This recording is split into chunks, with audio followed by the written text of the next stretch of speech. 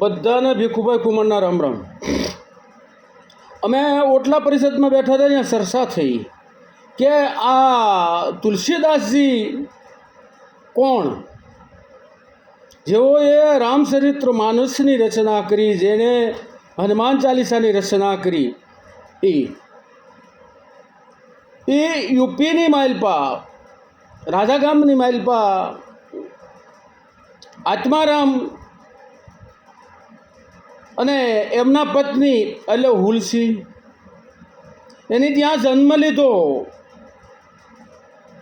એટલે ત્યાં 1557માં જે બાળક જન્મ્યું, પણ કેવું જન્મ્યું કે 12 મહિના પોતાની માના ઉદરમાં રહ્યો. 12 મહિને જન્મ થયો તો 32 દાંત હતા અને જન્મતા રામ બોલ્યો. રોવાનું જે નકર બાળક જન્મતા રોવે, આ રોયો નહીં અને રામ બોલ્યો. પણ પરિસ્થિતિ એ સર્જાણી કે એની માતૃશ્રીનું અવસાન થઈ ગયું. બાળક જન્મતા એની માતૃશ્રીનું અવસાન થઈ ગયું અને એનું નામ રામ બોલ્યો હતો, એટલે એનું નામ રામ બોલા રાખવામાં આવ્યું. જન્મતા જેનું નામ રામ બોલા રાખ્યું.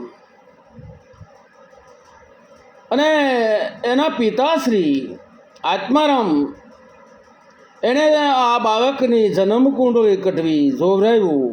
અને એ તો સમય એવો હતો કે વધુ પડતી અંધશ્રદ્ધા હતી.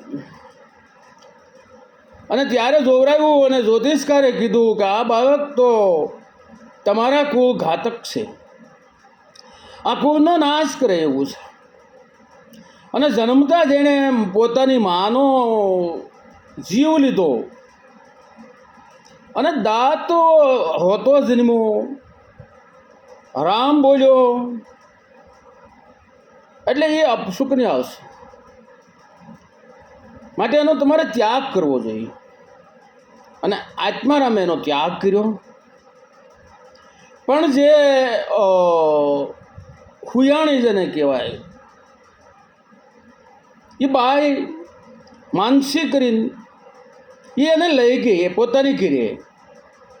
એના પતિએ વિરોધ કર્યો કે આવા અપશુકન્યા બાળકને હુકામ લાવી, કે ભાઈ આ તો નિર્દોષ બાળક છે, બાળક એ પ્રભુનું સ્વરૂપ કહેવાય, એમાં ક્યાં એનો દોષ શું? એની માં ગુજરી ગઈ તો એમાં એનો દોષ શું? એમ કરીને પાળી પોષીને મોટો કરે છે. પણ 5 વર્ષનો થયો તો એ દાયણનો પણ અવસાન થઈ ગયું. પછી તો આનું જાહેર થઈ ગયું કે આ તો અપશુકન્યા બાળક છે, આને કોણ હાંસવે, કોણ રાખે? એ ગામની માલપા ગરદર ભટકે છે. જ્યાંથી કોઈ ખાવાનું આપે તો ખાઈ લે છે, ગમે ત્યાં ખૂણે કચ કે હુઈ જાય છે. આમ કરતાં કરતાં દિવસો ગયા. મોટો થયો, થોડું હજુ કામ કરવા માંડ્યો અને એની માલપા એણે લગ્ન કર્યા. પણ સ્ત્રી આવી અને આને કોઈ દિવસ કોઈએ પ્રેમ આપેલો નહીં, કોઈ દિવસ હારે મોટે કોઈ બોલાવેલ નહીં. બધેથી અડધૂત જ થતો હતો, એટલો બધો અડધૂત થતો હતો કે એને પ્રેમ મળેલો નહીં. અને આ પ્રેમ મળ્યો. રત્નાવલી એમની પત્નીનું નામ. અને રત્નાવલી એટલી બધી પ્રેમાળ સ્ત્રી કે એના પતિને પાણી માંગે તો દૂધ આપે, એટલો બધો પ્રેમ કર્યો. અને આ એટલો બધો આશિક થઈ ગયા પોતાની સ્ત્રીમાં. અને હકીકત એ છે ને કે જે અડધૂત થયેલું બહુ હોય ને, એને જો કોઈ માન આપે, એને હારે મોઢે કોઈ બોલાવે તો એને અતિશય એના આશિક થઈ જાય. અને પ્રેમને તો વંશ ગમે થાય. હા, બસ જેવું જનાવર પણ જો તમે હાસો પ્રેમ આપો તો જનાવર પણ તમારો પાળેલતા થઈ જાય છે. એટલે પ્રેમને હરેક કોઈ વંશ થઈ જાય, એમ આ રત્નાવલીને વંશ થઈ ગયા. અને ત્યાર પછી એ જ્યારે એક દિવસ એની પત્ની પોતાના પિયર ગઈ અને આનાથી ક્યાંય રહેવાનું નહીં, એટલે એ એની પાછળ ગયા. પણ રાતનો અંધારું છે, ગમઘોર અંધારું છે, વરસાદ વરસે છે, અને એના સસરાના ગામની આડી નદી છે. પણ આ તો એની માલપા પોતાની પત્ની પાછળ એટલા બધા આંધળો થઈ ગયેલો કે એ પાછળ ગયા. પણ રસ્તામાં નદી કેમ વટવી, અને આમ જ્યાં જોવે તો કંઈક પીડ્યું છે. એટલે એને એમ શું કે આ કંઈક લાકડું છે, માથે બેહી અને પોતે લાકડું ધમી અને સામે કાંઠે ગયા. ત્યાં એ મૂકી અને જ્યાં જાય તો એના સસરાનું ઘર જે છે એ 2 માળનું મકાન છે.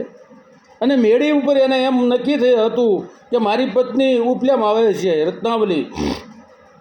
અને આમ જ્યાં જોવે તો દેવડું ટીંગાટું હોય એવું એને લાગ્યું. એટલે એ દોરડું પકડીને અંદર ગયા, અને અંદર જાય છે તો એની પત્નીએ કીધું, ઓહો, આ વરસાદમાં, આ ઘનઘોર રાતમાં, અને અટાણે તમે કેમ આવ્યા? આ દરવાજો મારો બંધ છે.